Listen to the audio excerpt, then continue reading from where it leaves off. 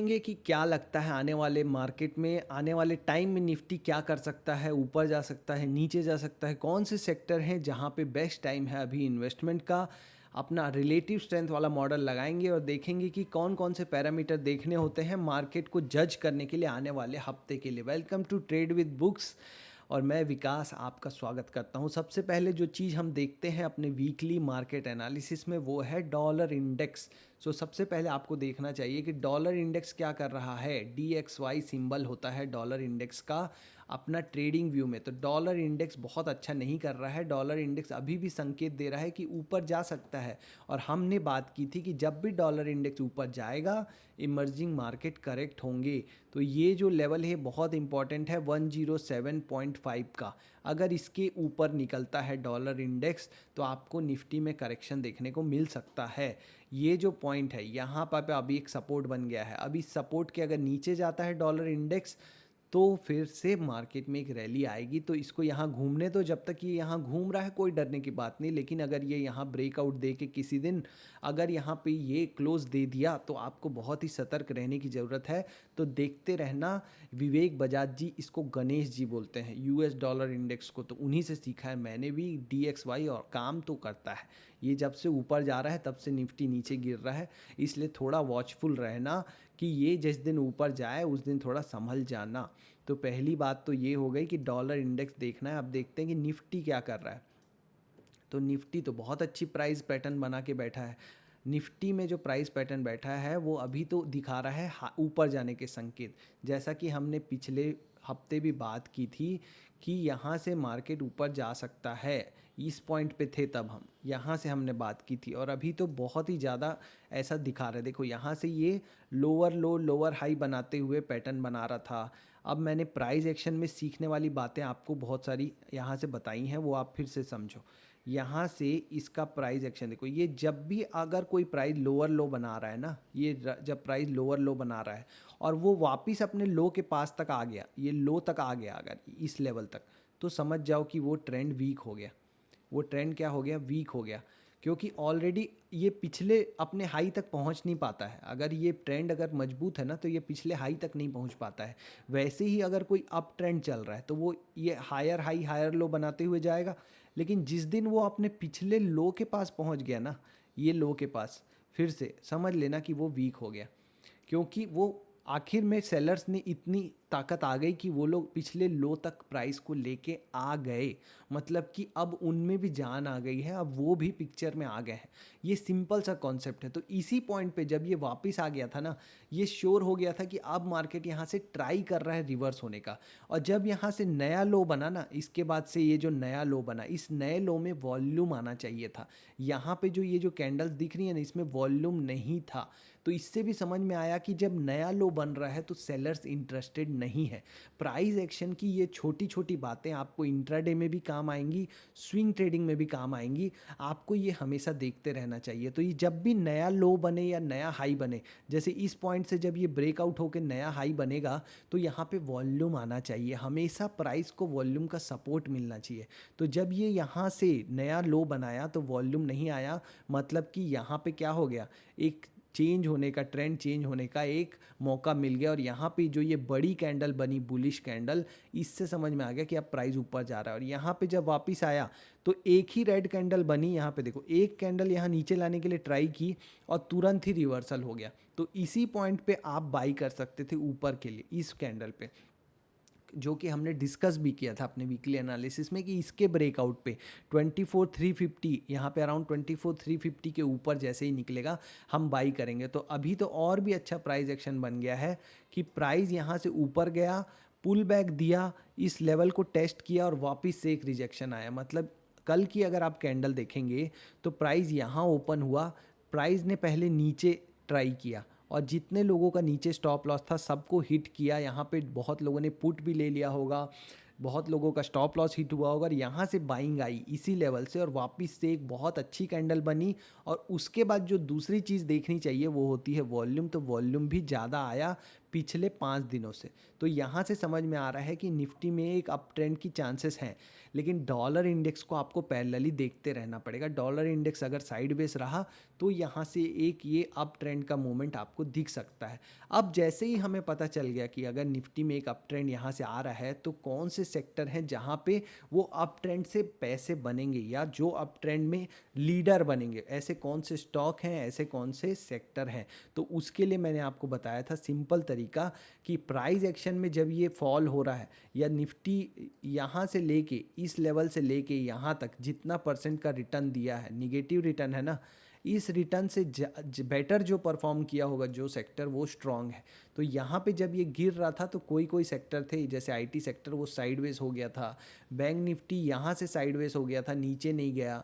तो ये सारे सेक्टर्स क्या हैं, स्ट्रांग है। उसी को दूसरे इंडिकेटर के रूप में हम देखते हैं अडाप्टिव रिलेटिव स्ट्रेंथ से। तो यहाँ पे हम सिंपली इंडिकेटर में जाएंगे ट्रेडिंग व्यू में और इंडिकेटर लगाएंगे relative strength of a stock, और यहाँ पे सेटिंग में जाके हम स्टाइल में कंफर्मेशन बबल को ऑफ कर देंगे और इनपुट में ये जो 123 है यहाँ पे हमें कौन सा नंबर डालना है, तो यहाँ पे हम वो नंबर डालते हैं जितने दिन से मार्केट फॉल हो रहा है। तो वो जज करना है, तो या तो आप इन कैंडल्स को काउंट कर लो 1 2 3 4 5 6 7 ऐसे, या तो सिंपली आप यहाँ पे रखो इसको कर्सर को और यहाँ से यहाँ तक को मेज़र कर लो तो आपको ये नंबर आ जाएगा 52। ये जो दिख रहा है 52, दिस 52 नंबर मतलब 52 कैंडल से निफ्टी गिर रहा है।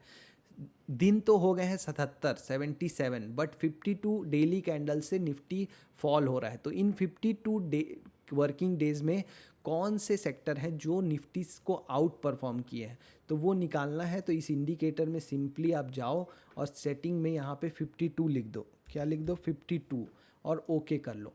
अब आप वन बाय वन जब आप सेक्टर्स के चार्ट को खोलोगे तो जो जीरो लाइन के ऊपर होगा वो होगा निफ्टी से स्ट्रांग, जो जीरो लाइन के नीचे होगा वो निफ्टी से वीक। तो मेटल सेक्टर अभी तक स्ट्रांग था, देखो जस्ट जीरो लाइन को नीचे क्रॉस कर रहा है मतलब कि वीक है। रियलिटी जीरो लाइन को क्रॉस किया है यहाँ पे, तो यहाँ से अगर आप पैसे लगाना चालू करोगे रियलिटी में तो अभी भी वो जीरो के ऊपर है।